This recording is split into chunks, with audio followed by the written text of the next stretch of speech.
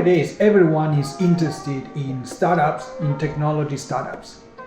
It actually seems that technology startups are the right thing to do, not only from a business perspective, but also from an ethical perspective. So it seems that if you want to contribute to society, you need to be an entrepreneur, you need to be a startup owner. But do we embed this concept of ethical concept within entrepreneurship?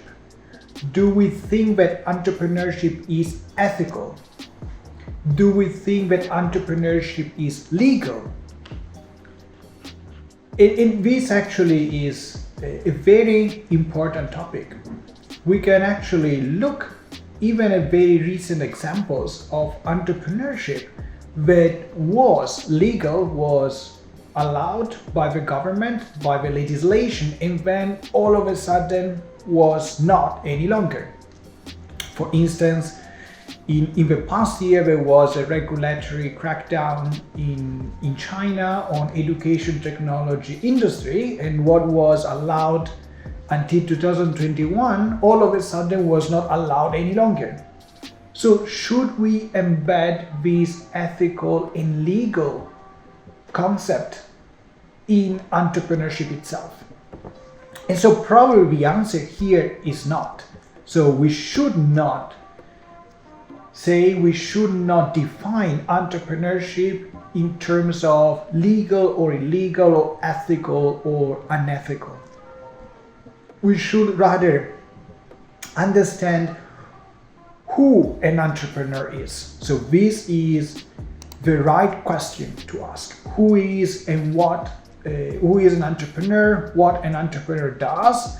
And even more, whether you can be an entrepreneur for all of your life or only for a short period of time of your life. So I'll leave all these questions for your further discussion, and I would like now to move to the definition of entrepreneurship. And to define entrepreneurship, we can look at the origin of a word. So the word entrepreneurship comes from French. So originally was a French word, entreprendre. And this French word has actually a German origin, which is even more complicated. And the German origin of a word refers to the activity of undertaking. So we have this exploration, this sense of exploration in the very meaning of the word entrepreneurship. And we know that the entrepreneurial thought and action, the way entrepreneurs learn, is exactly about exploration.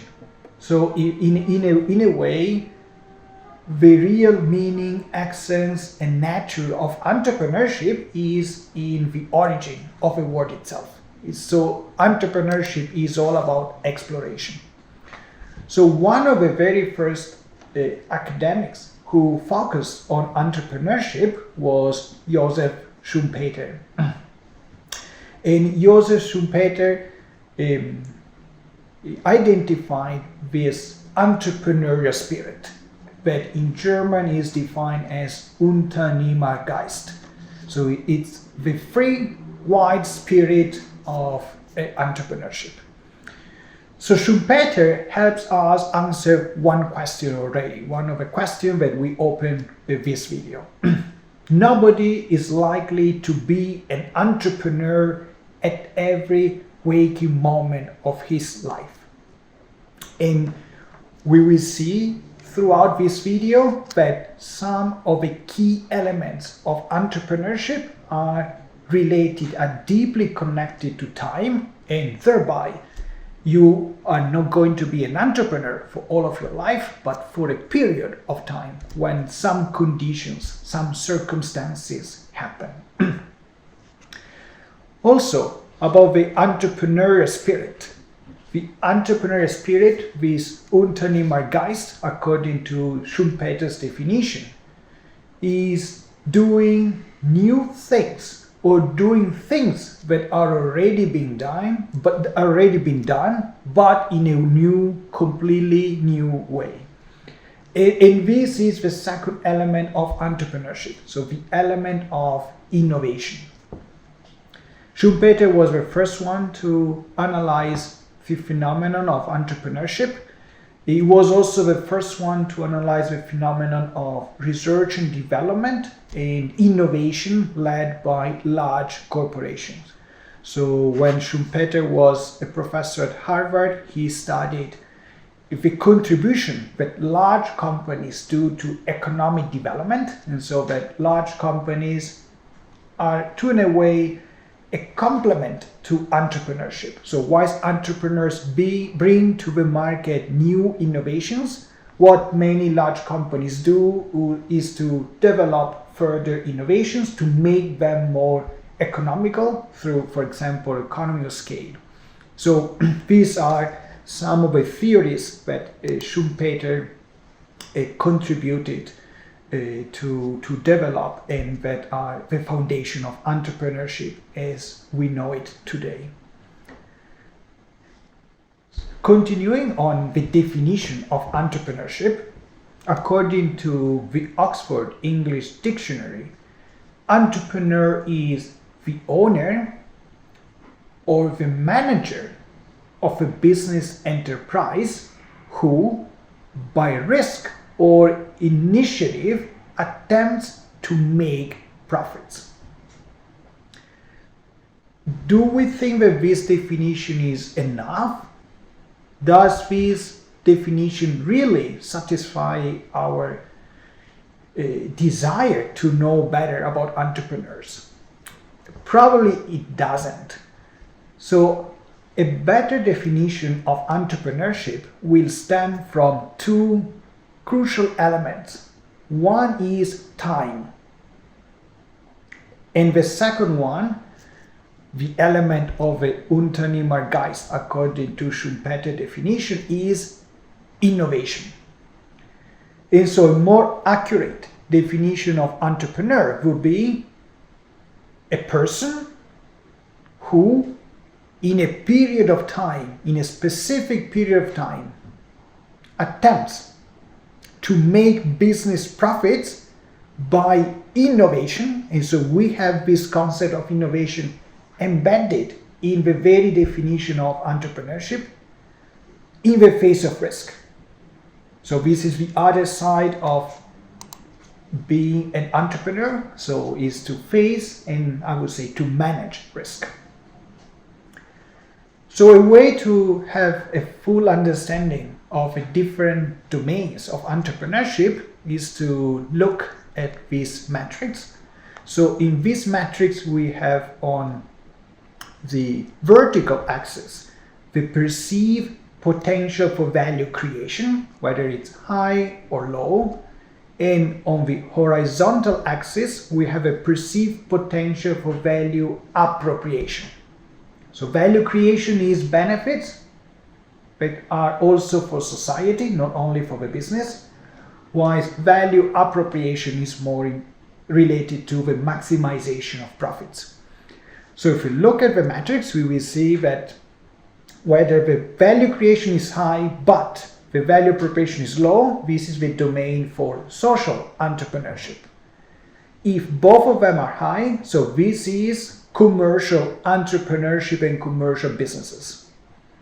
If there is low value creation and low value appropriation, so this is probably an area where we are not interested to develop, to grow any type of economic activities. And then where the value appropriation is high, but the value creation for the business, for society is low, so this will be an area where there will be mostly speculation. For example, price arbitrage or some sort of like market manipulation.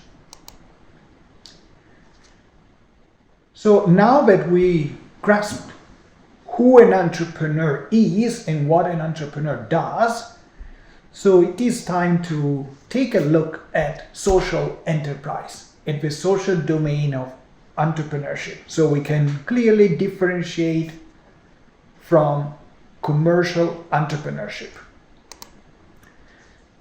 Also in this case we have a number of definitions. Social entrepreneur could be defined as a person that in a period of time attempts to make profits within a society by innovation in face of risk. But is this enough? So also in this case, probably this definition is not enough to really identify and determine the nature of social entrepreneurship. By the way, we can also consider some societies to be entrepreneurial. So there are some societies where there are attempts to make profits in face of risk. But more specifically on the case of social entrepreneurship, so a better definition of social entrepreneurship would be to identify the goal of this type of entrepreneurship as to make business profits with benefits for society. Or if it's not the entire society, at least for a segment of society.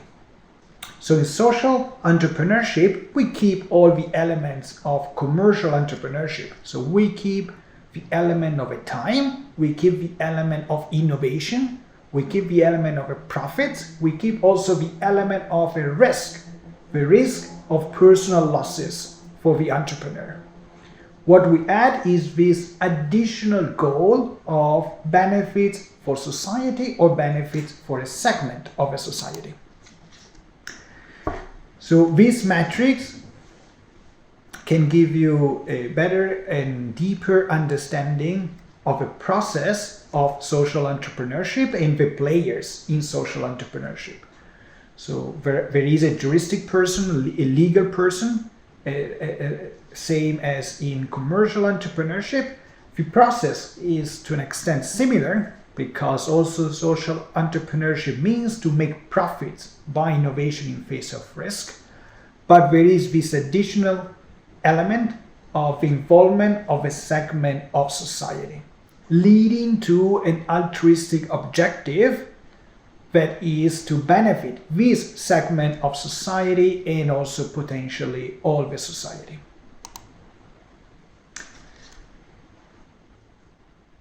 Another way to look at social entrepreneurship to grasp better the extent of social entrepreneurship is to conceive social entrepreneurship more based on the degree of intent of the entrepreneur. So instead of focusing only on the definition as we have done so far, so we can also look at the spectrum of social entrepreneurship and we can define this as a continuum. So continuum, a Latin word which means extent. So we can look at the extent of social entrepreneurship. And from this perspective, from this angle, we can say that social entrepreneurship is balance between a social mission and a market mission. And this balance can actually also move along. So maybe during the development of a business, it could be that sometime the business will be more towards market orientation. In some other times will be more towards the social mission. So it can change. There could be transformation over time. And in terms of profit, so the commercial dimension of social entrepreneurship, again, we can use the same perspective and use a continuum. And so a social business will be again balance between profit maximization, which is the typical area of a commercial business, and profit where profits are not required, but generally will be the public sector. So government, public sector, this is the area where profits are not required. So this leads to the quadrant where we can identify different areas, different domains of entrepreneurship. So in this quadrant, where do we position social entrepreneurship? So social entrepreneurship will be a combination of a socially driven mission with requirement of profits. And so this would be the second quadrant. Companies that pursue profit maximization combined with a market-driven objective, so this would be commercial entrepreneurs, commercial entrepreneurship. And then we have all the other type of legal entities or public entities. So the government, a non-governmental organization, association, charities, and so on. So all these other entities will be in the first and the third quadrant. So to conclude on what we discussed today. So the first part is on the definition of entrepreneur. And we know that we should not embed any legal or ethical bias in the concept of entrepreneurship. There have been entrepreneurs for thousands of years. Legislation has been updated every now and then, so we should not include this in our definition of entrepreneurship. And so the definition of entrepreneurship will be based on these key elements. So a period of time, the innovation, profit-making objective, and the risk that entrepreneurs need to manage. And what we also have analyzed today refers to social entrepreneurship. So here I need to recall one more time that social entrepreneurship is a type of entrepreneurship. Social entrepreneurship is a business. And so we have a period of time, we have an innovation element, and we have a profit element. So without all of this, it's not entrepreneurship, it's not a social enterprise, it's something else. It's maybe an NGO, it's maybe government, it's maybe a charity, it's maybe an association. However, a social enterprise has this further objective, which is to benefit society and to involve society within the business. And finally, social enterprise are based on an extent or a continuum. So it's a sort of balance, it's a fine balance, and they can change over time. So there could be transformation over time. Thank you for listening, and I look forward to see you again in the next video. Bye!